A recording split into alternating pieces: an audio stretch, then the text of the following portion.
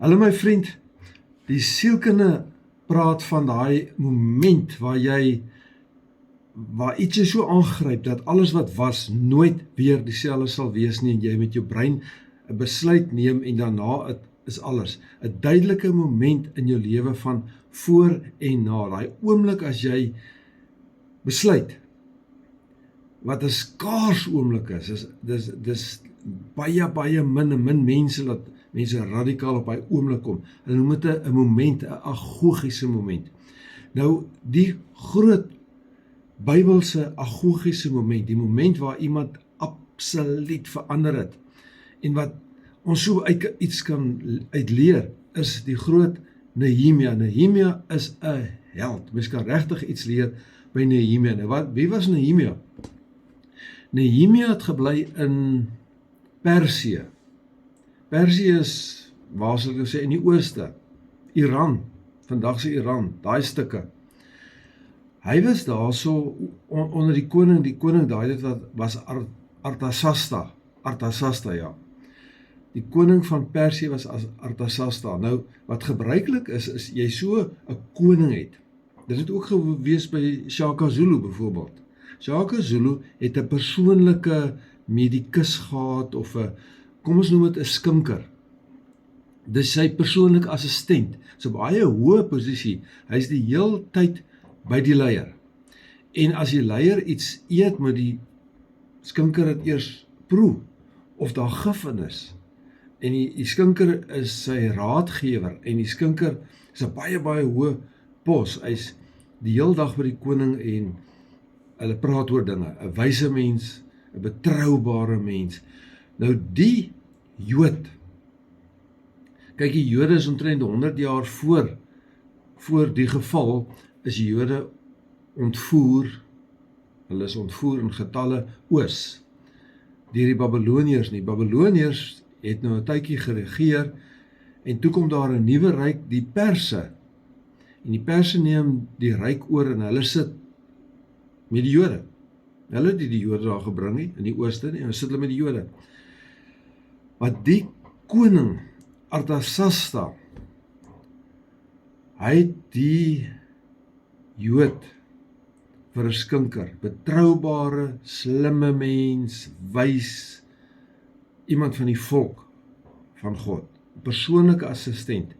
Jy kan nou dink aan vandag se dae, wie sal nou so iets wees? Ek dink aan iemand soos, julle wat onthou is, iemand soos Henry Kissinger, baie groot invloed in die wêreld gehad, hoor, maar iemand wat op 'n sekere plek 'n geweldige invloed het, groot werk doen.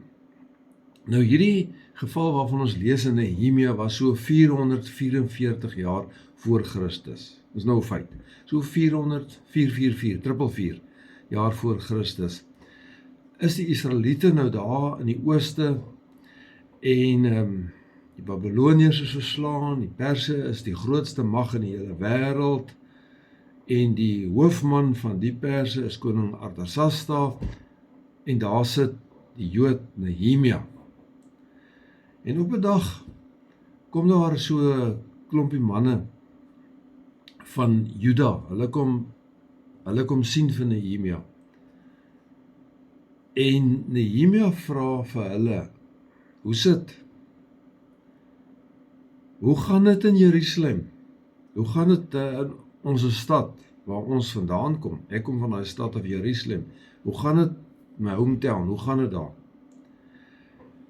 En die manne wat vir Nehemia kom sien het, hulle het natuurlik geweet wie om te kom sien, hè. Hulle sê vir hom, die stad, jy weet, is verval, is heeltemal plat, man. En die poorte van die stad, waar daai geweldige houtbalke, jy kan sê in vandag se taal so sleepers, geweldige hout, met die poorte wat aan die binnekant die stompe deursit, jy kan nie inkom van buite af nie, hoor. Die poorte is plat omgestoot, die hout is verbrand, dit is vreeslike situasie. So die mense wat nogal bly, hulle kry swaar. Daar's nie meer nie, as jy heining nie, en is maar baie ongelukkige toestand om in daai vervalle stad te bly, en is uitgelewer. En die ding, kyk Nehemia is suksesvol, hy is absoluut die top job in die wêreld. Hy werk vir die koning, hy het al die voorregte, hy het al die perks, hy het alles, hy en sy vrou, alles daar, en dan kom hy agter wat in sy hometown gebeur. En dit raak vir Nehemia so aan, dat die Bybel, jy kan lees daar in Nehemia 1 en 2, maar 1 eintlik, dat Nehemia kry 'n soort van 'n hartseer, 'n baie 'n droefenis. Hy huil man, hy's baie hartseer. En toe die manne nou terug is, toe was hy op sy eie, en die ding het hom absoluut getref. Hy was baie hartseer, baie ongelukkig, hy het alles wat hy wil hê. Maar as 'n mens op die punt in jou lewe kom, 'n man met alles, of 'n vrou met alles, daar's daarom nog so 'n gaatjie in jou lewe vir die Here. Die Here begin daar inkom en begin karring met jou, laat jy jy het alles, maar jou hart verander, want die Here werk in jou hart. Dis wat met Nehemia gebeur het. En Nehemia begin bid, hartseer, hy dink aan sy mense, maar hy is nie soos hierdie ouens wat warra en skinder en praat en dis verkeerd en das verkeerd, in Engels praat ons van bitch. Hy bitchie, dit en dat. Nehemia is 'n ander mens. Ek hou van Nehemia hoor. Hy het daai gevoel in sy hart en hy bid. Wie wat bid hy? Hy sê, Here, U wat alles het, en U wat die volk gekies het, en U wat in 'n verhouding met die volk staan. En U het vir Moses na hulle gestuur, die grootste leier nog ooit in Israel. En Moses het die volk gered na die wonderlike land, maar die volk het U vergeet. Moet nou geen fout maak nie. Nehemia tree in, mens noem dit voorbidding. Nehemia bely skuld, nie syne nie, ander mense sin. Mens kan dit doen hè. Hy tree vir ander mense in, hy sê, Here, my volk het die wet wat Moses vir hulle gegee het. Jy kan nie sê, ek weet jy van die, as 10 duidelike wette. Moenie steel nie, moenie moor nie, moet 10 duidelik. Die volk het ander gode begin aanhang. Hulle die bepalings en die wet en die voorskrifte van die Here vergeet hulle. Die Here, hy sê nie geëer nie. Here, ek bely dit, ek en hulle, ons almal het verkeerd gelewe. So die wonderlike Nehemia, hy het alles in die lewe, wonderlik, maar sy lewe draai om. Hy is in hy, noem hulle die agogiese moment. Hy verander sy hart. Hy sê, hier's groot fout. Ek moet nie so selfvoldaan dink, ek is alright en reg en ek het waar ek wil, ek moet 'n verandering in my lewe maak. En dit is wat Nehemia doen. So Nehemia, die volgende dag, daar is die koning se skinker, hulle sit lekker op die stoep. Die koning is daar, sy spesiale vrou, sy vrou is ook daar so. Nehemia vat die fles, is maar die kleikan wat gebak is, met die wyn, en hy skink dit, en hy gee vir die koning sê, hey, my maat, ons ken mekaar, maar wat's fout met jy, is jy hartseer?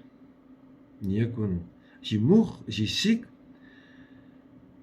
En Nehemia druk maar deur, hy probeer dit half, hy sê gesondheid die koning, en hy vat 'n sip, en hy sê, hierdie drank het nie gif in nie, jy kan maar drink, dis 'n gesonde drankie. Vandag sê is natuurlik vir mekaar gesondheid, en dis waar het vandaan kom. As jy weet die drank is nie giftig nie, drink dit is nie giftig nie, is gesondheid. Hy sê koning, gesondheid. Die koning sê, wag, hier praat dit weg. Wat's fout? En Nehemia stuur 'n one-liner, 'n een sinnetjie skietgebed op. Hy sê, Here, help my net, laat ek nou net asseblief die regte ding sê, sodat die koning simpatiek kan wees. En hy sê, koning, jy weet, hy kom van Jerusalem, my oupa goed, my oupa grootjie goed, ons mense, ons grafte, lê in Jerusalem, en daar bly nog van my niggies en neefies, hulle bly nog daarso. En nou hoor ek, het gaan nie met hulle goed nie, want die stad is plat, is vervalle, en daar is eers 'n muur nie, is nie lekker nie. En die koning luister, en sy vrou, en hy voel, die koning sê, ja, hoe lank wil jy verlof hê? Hoe lank? Wanneer gaan jy terug wees? En Nehemia praat met hom. Op 'n einde van die dag het Nehemia gegaan in die stad uitmuntend, die proses wat hy die bouproses, hoe hy die mense gemotiveer het, en in 'n rekordtyd daai stad se mure herbou het, was ongelooflik. As jy hou van bou en projekte, lees Nehemia, dit is 'n case study. Maar Nehemia het die stad se mure voltooi, en hy het mense wat 'n pyn en 'n probleem gehad het, gaan help, sy eie mense, die Israeliete. Nou die ding van Nehemia, as jy sê, ek is op die hoogste punt in my lewe, ek het redelik alright, ek is redelik so, maar daar kan 'n dag in jou lewe kom, hoor, dat die Here, as jy nie eers daarvoor soek nie, dalk soek jy daarvoor, moenie so gelukkig wees nie, hoor. Op 'n punt kan die Here in 'n gaatjie in jou lewe inkom, en daar so karring, dat jy 'n verskriklike ongelukkigheid begin belewe, en dat jy op jou knieë val en bid, en sonde bely, en dat jy ook sê, Here, ek sal help, maar gee my net asseblief 'n mens met wat in die posisie is van mag en besluite, dat hy my verlof sal goedkeur. Dat hy my net sal bystaan om hierdie ding te doen vir mense in nood. Alle mense wat iets groot bereik het, alle Christene, hulle het nie begin waar gewone mense begin by begrotings en prosesse en evaluasie en 'n beplanningssiklus en diagnostiese aktiwiteit, daai bestuursiklusse, die bestaan nie. En ons moet daarby verbykom, heeltemal verbykom. As die Here met jou praat, punt 1 is, ag Here my God, en ek bely my skulde, en help ons hierdeur, dat ons 'n verskil kan maak. So, hoe lyk dit? Mag die Here vir my, maar ek sê nou ook vir jou, en ons, mag die Here ons op daai punt kom van 'n agogiese moment, waar my lewe draai, en nooit weer dieselfde sal wees nie. Amen. Mag dan die Here vir jou help. Ek gaan die seën oor jou uitspreek, en aanvaar dit met grasie. Mag dan die genade van Jesus, die begrotings, denke, slegpraat, skinder, kla, nee, mag die genade van Jesus, die liefde, die Heilige Gees by jou wees. Amen.